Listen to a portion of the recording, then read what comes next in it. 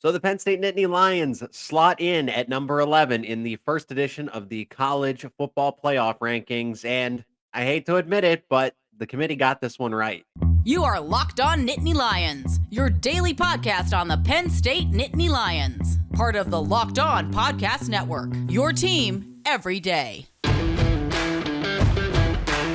What is going on, Penn Staters? You are Locked On Nittany Lions. Thanks so much for making us your first listen and watch every single day. We are free and available wherever you get your podcast, part of the Locked On Podcast Network. I'm your host, Zach Seyko, bringing you all things Penn State Nittany Lions. And today's episode is brought to you by FanDuel, America's number one sportsbook. Make every moment more.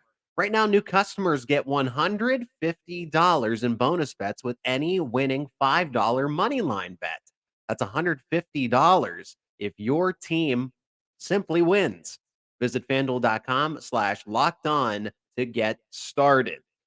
Help out the show, become an everyday or subscribe wherever you get your podcasts, including YouTube, and comment down below. Does Penn State make sense at number 11?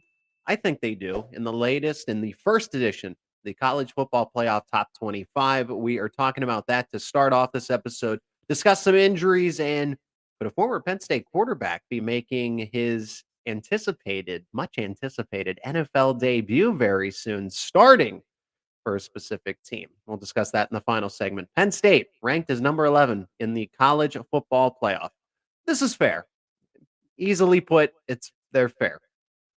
Penn State has not really beaten anyone besides the Iowa Hawkeyes and West Virginia, but Penn State is no longer undefeated, albeit they did lose to the number one ranked team in the country, according to the committee, the Ohio State Buckeyes, and that's probably because Buckeyes have beaten Penn State and went on the road and beat the Fighting Irish. Those are two quality wins. You just had the scare against Indiana, of course, at home, 33-24. This makes a lot of sense. This is appropriate. Now, the AP Top 25 still has them at number 9 above Ole Miss and the Oklahoma Sooners.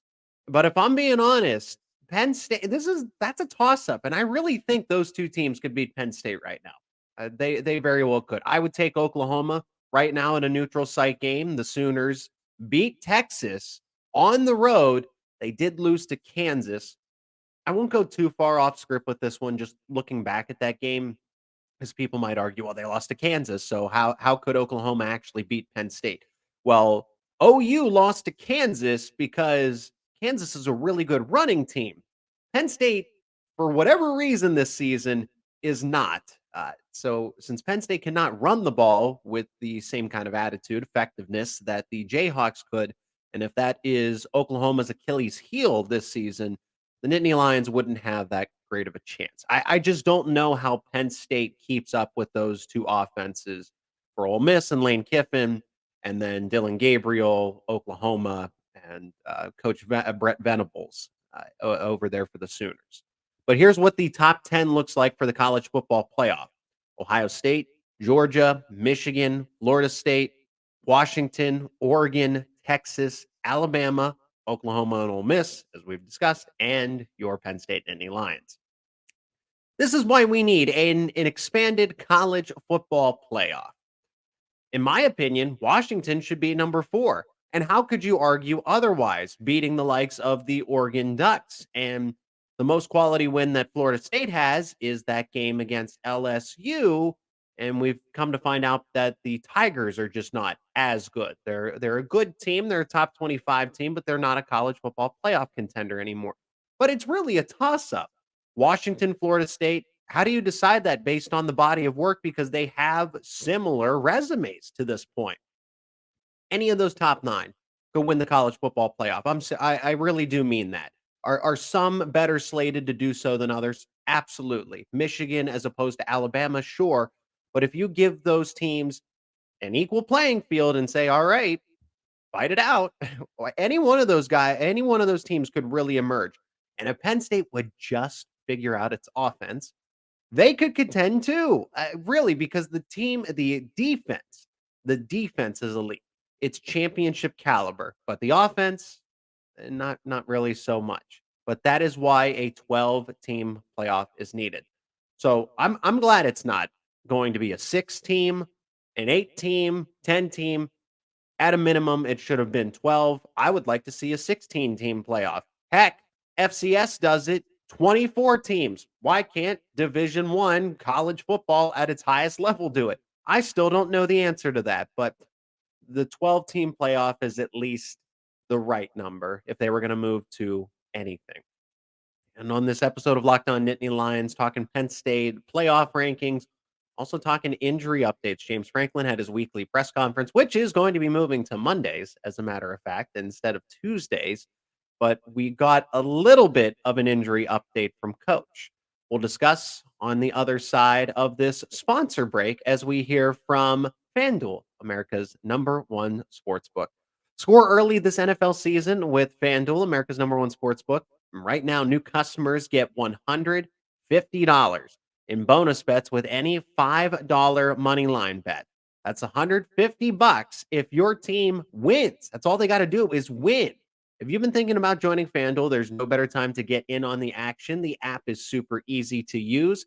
There's a wide range of betting options, including spreads, player props, overs, unders, and so much more. And right now, Penn State is a 10.5-point favorite against the Maryland Terrapins.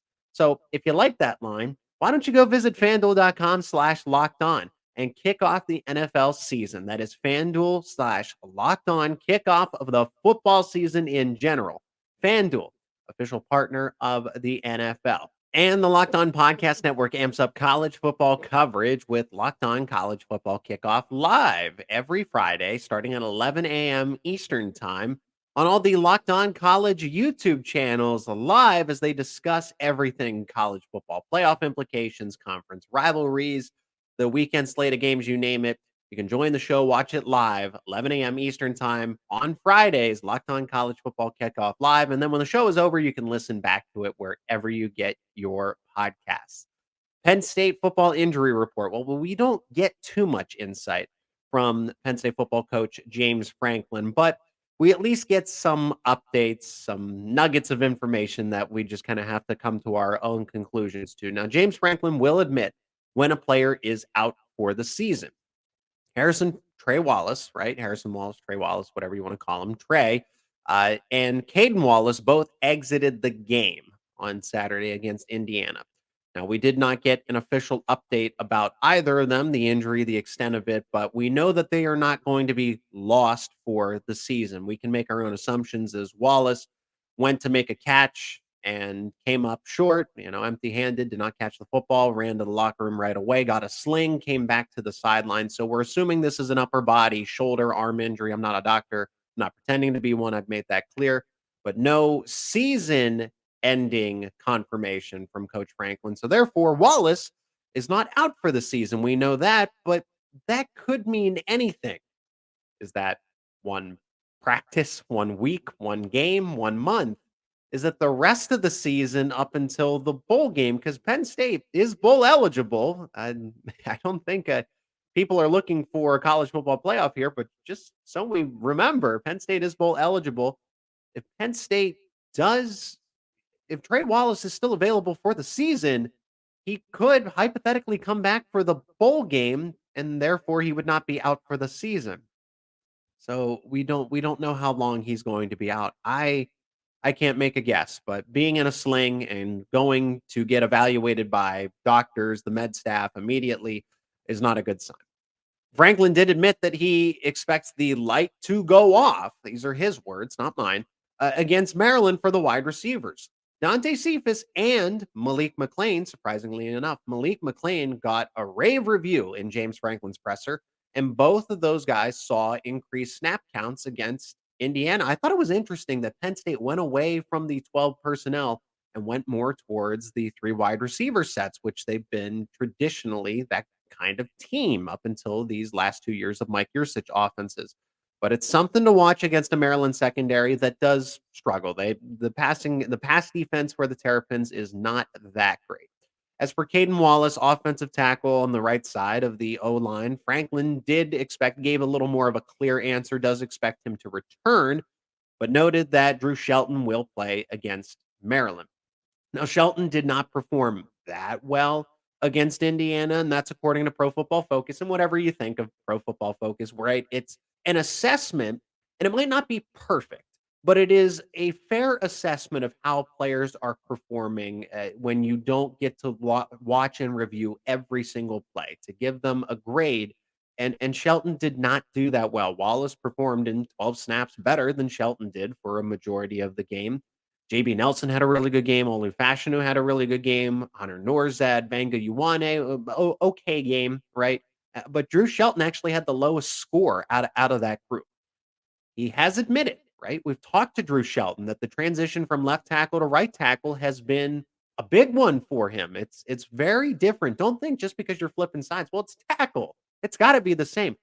Priorities are different on the right side of the offensive line versus the left side. So Wallace has had a really good season thus far. He's been underrated. He's drawn a lot of criticism, and I think it's been due criticism over his time at Penn State, but especially as a pass blocker this season. Caden Wallace has been really good this year.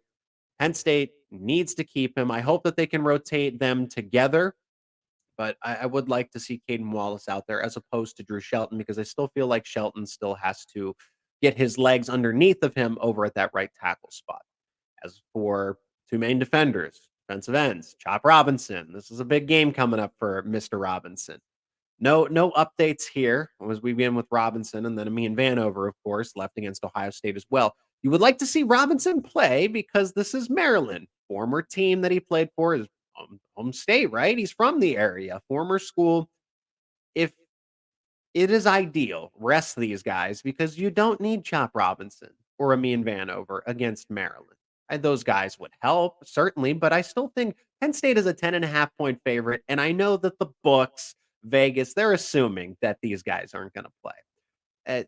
They would make a significant difference. And it showed because Penn State allowed 24 points to Indiana. Now, there were some secondary miscommunications, right? But Robinson and Amin Vanover, their availability do make the Penn State defense a lot better. I know they can still beat Maryland without those guys. But if you can rest them and get them closer to 100% for when you do actually need them against the likes of the Michigan Wolverines, which is a little less than 2 weeks away now, right? Don't get caught looking too far ahead, Penn State fans, right? But if that's what's necessary, do it, right? I co-sign this.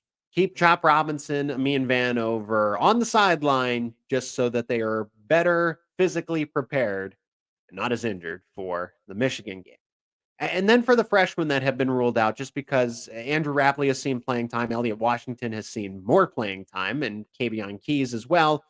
Rapley, interestingly enough, was dressed for the Indiana game, took warm-ups, looks fine, but I haven't seen him at last week's practice. I'm intrigued to see him at the next viewing session, but he dressed, went through all the warm-ups, and then he was listed as inactive. So was Elliott Washington. Elliott Washington didn't exactly see him warm up and didn't get a chance to see if he was available on the defensive side of things. So we'll be more aware of that. But Washington, it has been more of a contributor, at least compared to Caedan Keys and Raplia in this case, Keys as well. But really no indication as far as are they out? Are they injured? Raplia looks fine from what we've seen with the eye test. Washington and Keys, the jury's still out on them. Hopefully they are okay. Keys, Raplia played the one game. Washington has made multiple appearances across multiple games, and he clearly had the green light here in this case. And playing late in games where Penn State was up by a lot. And I like what Washington's very fast. I would like to see him back on the football field sooner rather than later. So there you have it, your Penn State injury report, the best that we can get it. And we'll have a better idea after this Wednesday's practice here in the middle of the week. Sean Clifford, the Green Bay Packers, could they be making a change at quarterback? Well, one NFL analyst seems to think so. I'm going to give you my take on it. Will Clifford become the Packers' starting quarterback? We'll discuss in a moment. First, let's hear from another one of our sponsors on today's episode, and that is eBay Motors. Passion, drive, and patience. It's what brings home the winning trophy, is also what keeps your ride or die alive. eBay Motors has everything you need to maintain your vehicle and to level up its peak performance. From superchargers, roof racks, exhaust kits, LED headlights, and more, whether you're into speed, power, or style, eBay Motors has got you covered. With over 122 million parts for your number one ride or die, you'll always find exactly what you are looking for. And with eBay Guaranteed Fit, your part is guaranteed to fit your ride every single time or your money back. Because with eBay Motors, you're burning rubber, not cash. With all the parts you need at the right prices you want, it's easy to turn your car into the MVP and bring home that win. Keep your ride or die alive at ebaymotors.com. Eligible items only, exclusions apply. eBay Guaranteed Fit only available to U.S. customers. And Locked On Nittany Lions is your go-to podcast for HappyValleyInsider.com. Penn State rivals, all the latest coming off of the Indiana game, plus previewing what the Maryland Terrapins have to offer, and then Michigan, in addition to recruiting and, of course, basketball, hockey, wrestling, you name it, over at Penn State Rivals. If you want more Penn State coverage outside of the show, you check out HappyValleyInsider.com. Sean Clifford, starter for the Green Bay Packers. Should they do it? I think so. Yeah. Will they do it? Will Matt Lafleur actually make the change? No, they're not going to do it. Packers offense is struggling. If you keep up with the NFL, I know Penn State fans are fully invested in the Nittany Lions, but I know that people dabble in both sides of college football and the NFL, right? It's pretty easy, but they're one of the worst offenses in the NFL. Green Bay right now is only averaging 17 points per game over the past 6 games. And I don't like saying this as a Steelers fan because I get to watch Matt Canada lead a Steelers offense with a struggling Kenny Pickett, right? And it's not like there's any promise with Mitch Trubisky, but Kenny Pickett, I guess, is that guy, right? That young up and coming quarterback, Sean Clifford, in a different situation, but similar. He's older, I guess. He's an older rookie, right? 25, but Green Bay has mustered nothing since they've lost the likes of Devontae Adams and, of course, Aaron Rodgers, who really led that offense. But I don't think the Packers have anything to lose here. Clifford's a leader. Clifford's a cerebral quarterback, and we're finding out just how much better he was with Penn State than people are willing to give him credit for. 3 different offensive coordinators. He's seen it all. And what NFL scouts have admitted, if you listen closely, scouts and NFL teams, they like quarterbacks that have played a lot of college football, that have the experience. It's different for running backs. Running backs are a different case because tread on the tires, right? We've heard that saying about the running back position, the shortest shelf life in the NFL. It's very unfortunate, but that's the most, you're almost getting hit like the offensive line. You're getting hit on just about almost every play.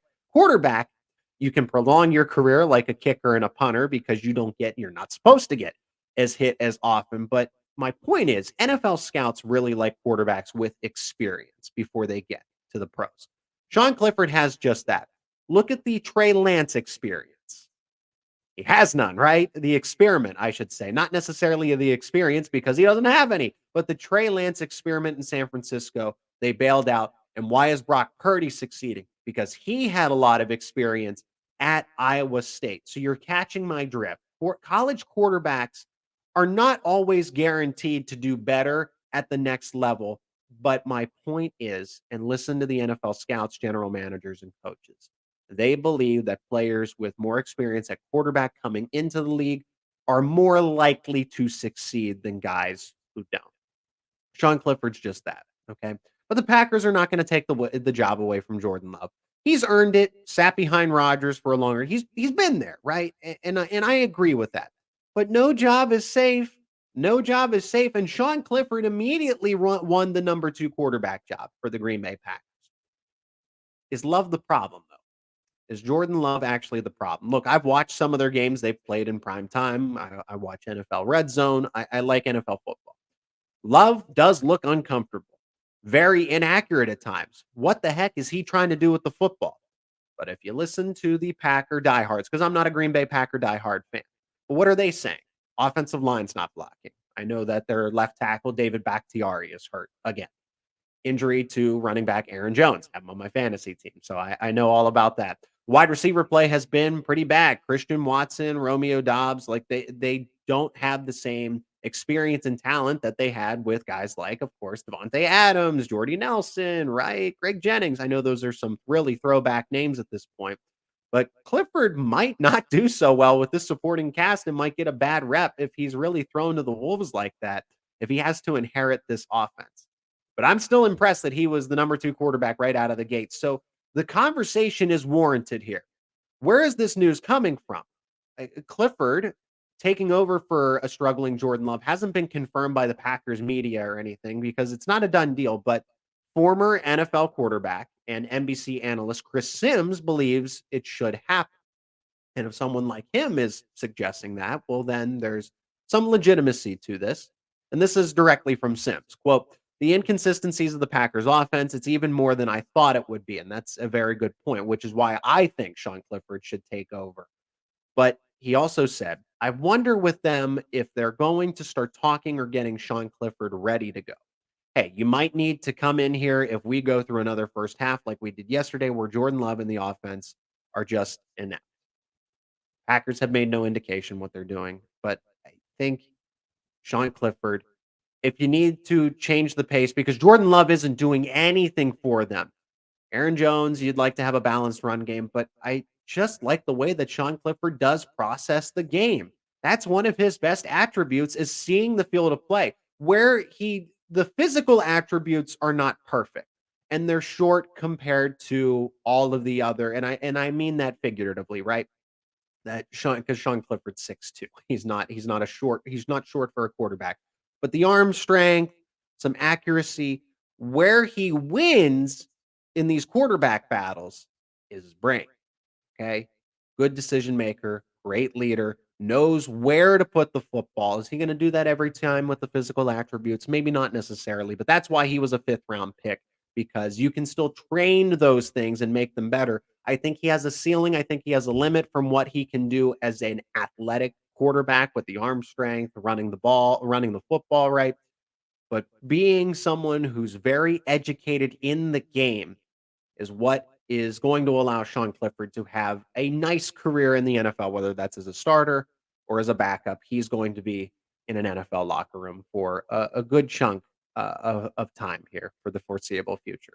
That'll do it for this edition of Locked On Nittany Lions. We're going to have reactions, takeaways from Penn State football practice. We're going to talk to Trey Moore of Locked On Terrapins, preview Penn State versus Maryland, give you my official preview as well. Penn State 10.5-point favorite against the Terrapins before they go up against the likes of the Michigan Wolverines. For more Penn State football coverage, content, all the latest on the Nittany Lions, keep it right here on Locked On Nittany Lions.